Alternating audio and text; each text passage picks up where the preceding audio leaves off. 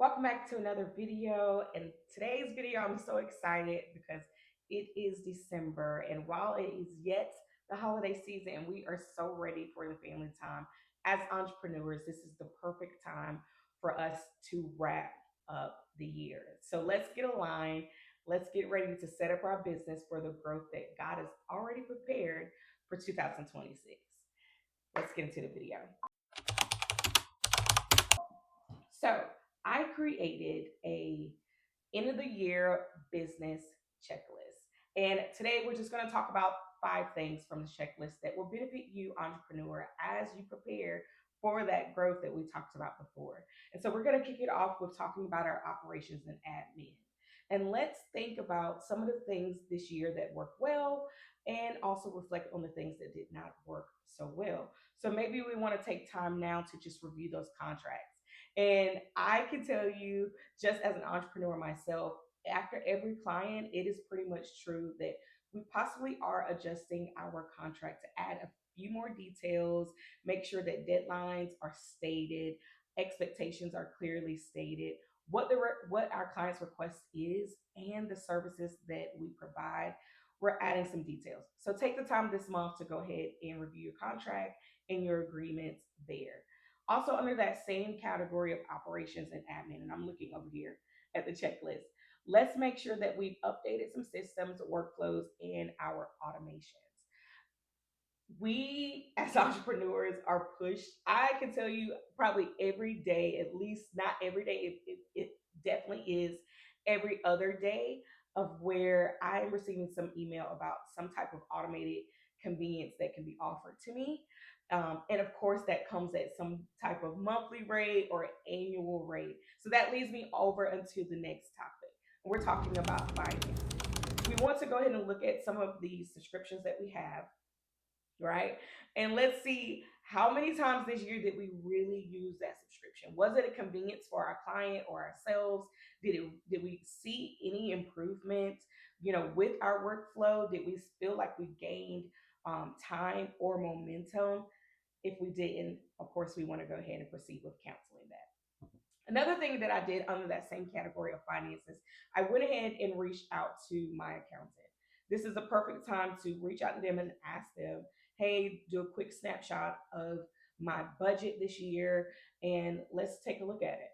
What are some things that I really need to work on next year, right? We want to have those conversations of saying, hey, this is my vision for 2026. So that means we need a vision.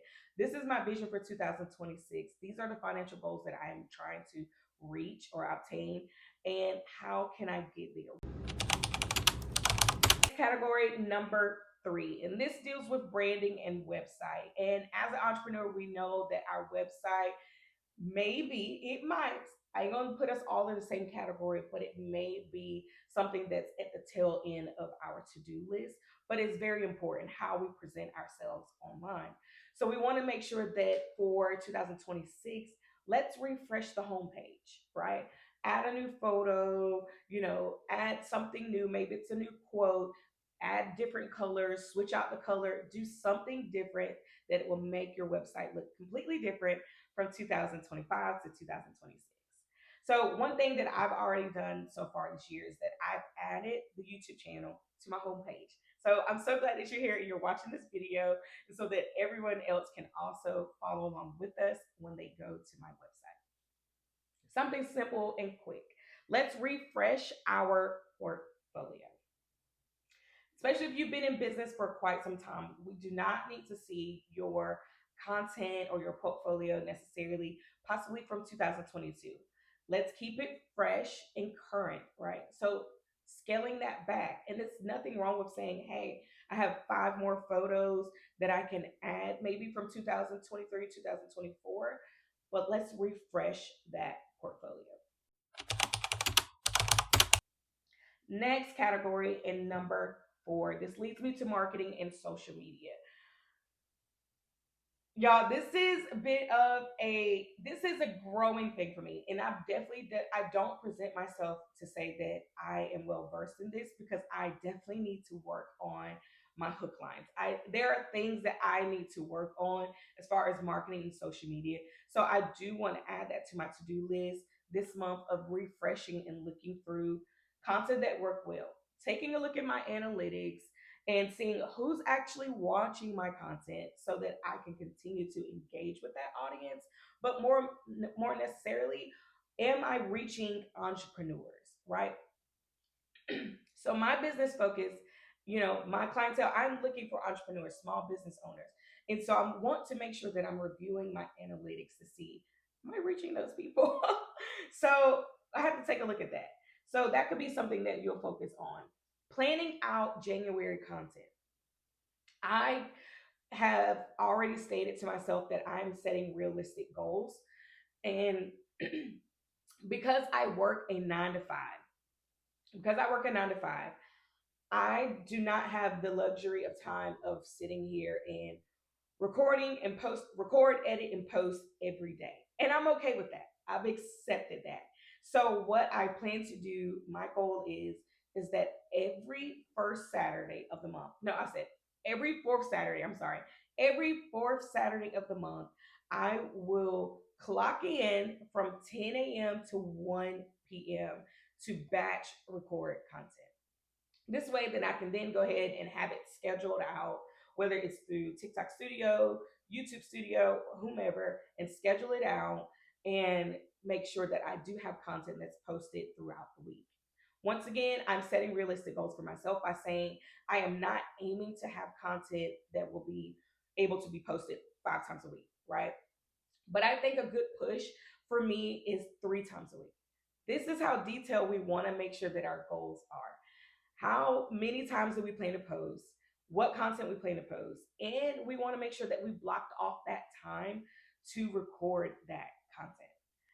Final thing in this point here of number 5 is our client experience, right? This is a perfect time to touch base with our clients to see, what feedback they have, especially if we do not already have a system in place that after we've completed a task for them, that it automatically follows up. This is a good time to just check in and say, hey, do you have any feedback for my business? And this lets your clients know that, hey, I take my business serious because we're not treating our businesses like hobbies in 2026. Absolutely not.